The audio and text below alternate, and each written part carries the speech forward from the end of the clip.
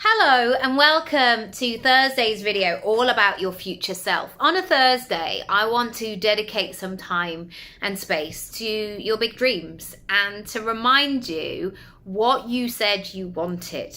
And this is something that I do all the time with my coaching clients, and I do it with my friends and family as well, with permission, with care and consideration and boundaries, of course. But I want to be that person in your life that reminds you that you're great and that you can do things and that your current circumstances are not a reflection of what you are capable of. And I've certainly found that in my life where sometimes my current reality has felt so far away from where I want to get to. And yet I know that in order to get to that current reality, I've needed to stay in that space of possibility. And that's really challenging at times because our internal dialogue wants to go into that place of like, yeah, but you're not. Yeah, but it's not happening. You can manifest it all you want. You can keep saying your daily affirmations, but nothing's happening. We know that for sure. And I want to, on a Thursday, really give you that space to just make some tiny moves. Yes, if you want to make the big moves, absolutely brilliant. And of course, I absolutely champion them.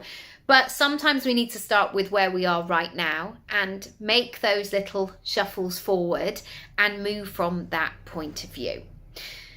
Here are 5 things that I want you to think about today, or I invite you to think about today. And I would love for you to let me know in the comments what resonated, what you're going to do, what action you're going to take. The first thing that I've realized for me over the summer during this reflection time is it's time to dream a bigger dream. Last year, so September 2023, my youngest started school. And I got it really wrong for me personally. She had a great time. I thought that as soon as she started school, because I'd had this kind of timeline in my head, everything would just fall into place. And I'd be off to the races. I'd be really productive. I'd be doing things. And actually the opposite was true. Lots of the last year, I felt very frozen and stuck and unsure.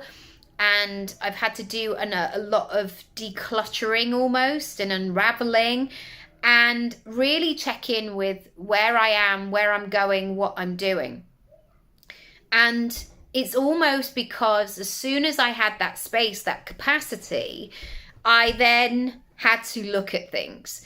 And I think previously for like the 8 years before, I'd just been so busy juggling and doing all of that. And then suddenly when they were both at school, I suddenly had 6 hours a day of silence. And I had to reconnect with my identity, who I was, what I liked, where I was going.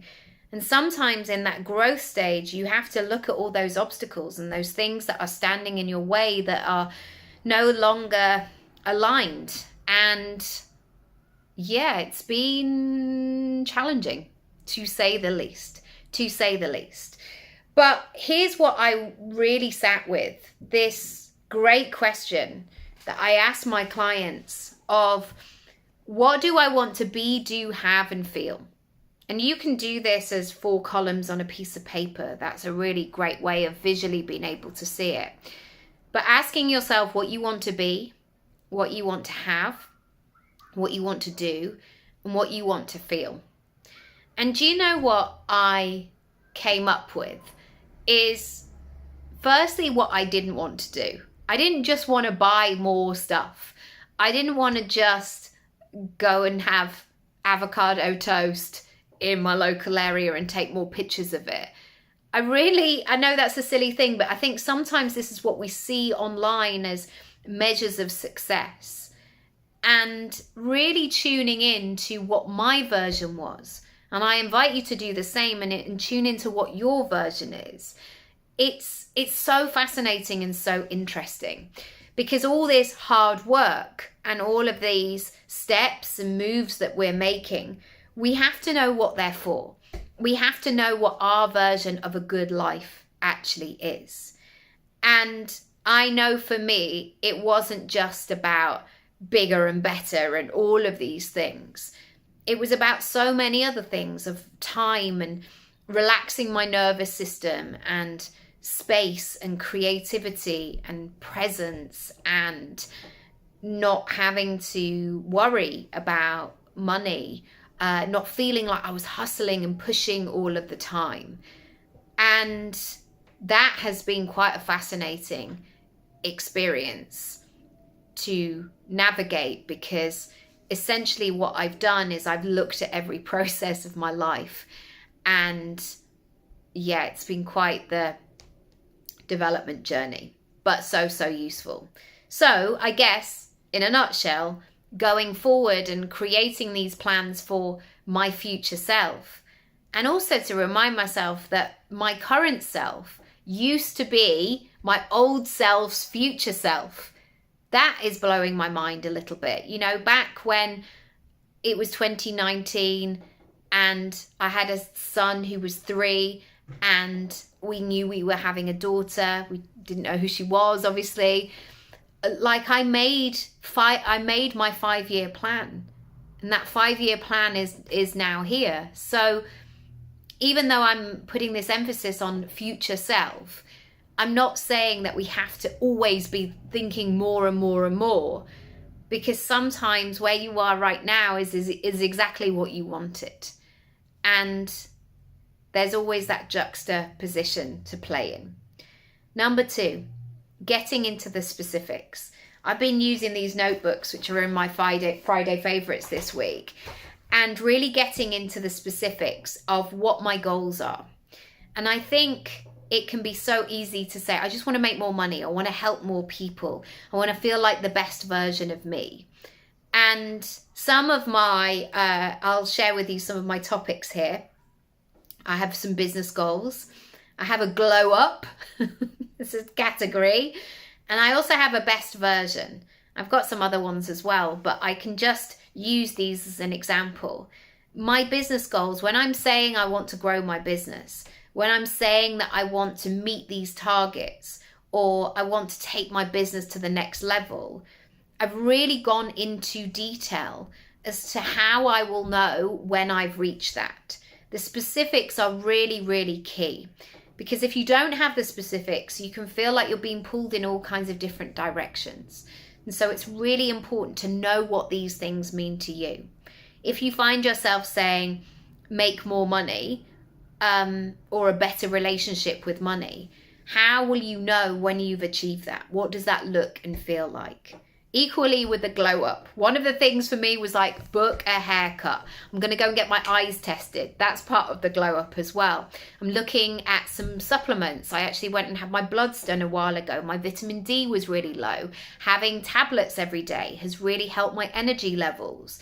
All those things as part of the glow up as well. But really getting into the nitty gritty is really, really helpful there. Number 3, as part of making those moves towards your future self, I have a running to-do list. So things that I need to action.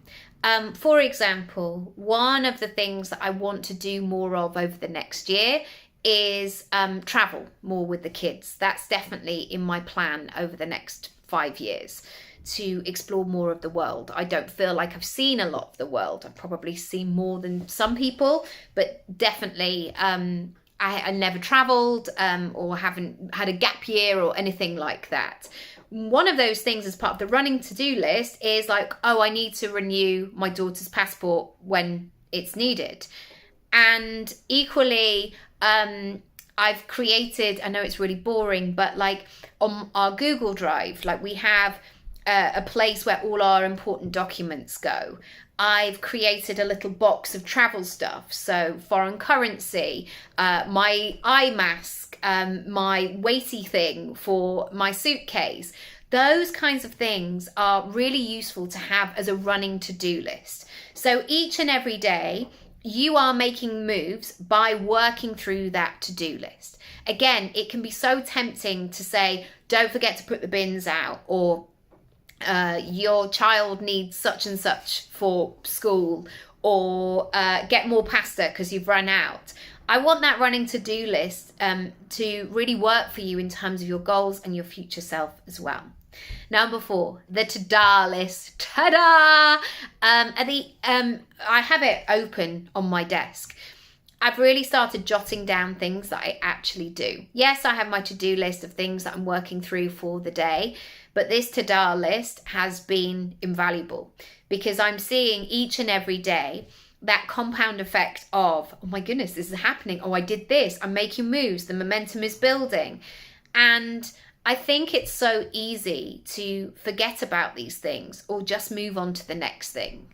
So I remember when my son was really little and money was really tight, was really difficult, like trying to balance childcare costs versus chargeable hours versus living in London. Like it was always an equation, and it felt really tight and difficult, and it's different now.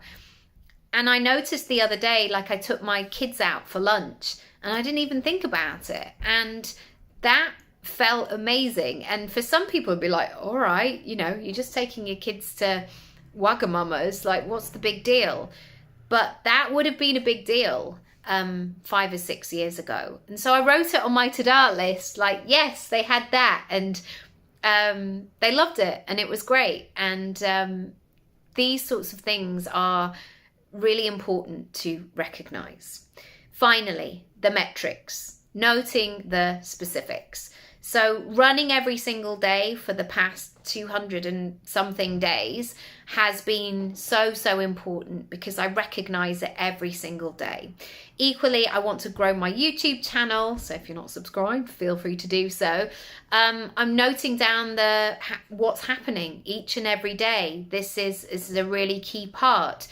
I'm getting better at counting systems and tracking my income, really noticing what I spend on, and getting into the metrics and the specifics can sometimes deter people because they say, well, I'm just not that kind of thinker. I'm not very good with numbers. I'm not very good with Excel spreadsheets. So make the system simple for you.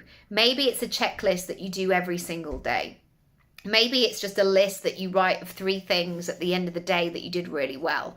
Anything like that you can build as a habit that you can practice is so useful. Because when you go back over your notebook, you're like, whoa, I've been doing this fantastic habit for the last 9 days. Look at me. Isn't that amazing?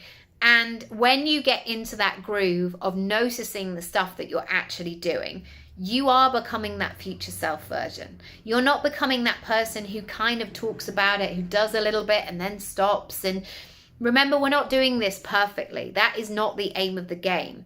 And yes, there are some pages of my notebook that look very nice and pristine, and there are other elements that don't. They look scribbly. They would not make sense to anybody else. And so really looking at ways in which I can make this whole process, this progress work for me has been absolutely invaluable. I hope you've got something from today. If you have, leave me a comment, send me a message. If you want to work together, check out my website. There are loads of free resources down below. I would love to help and support you. And if not, come back tomorrow. Come and find out about the other things that I'm going to be talking about. And I'll see you very soon. Lots of love. Bye.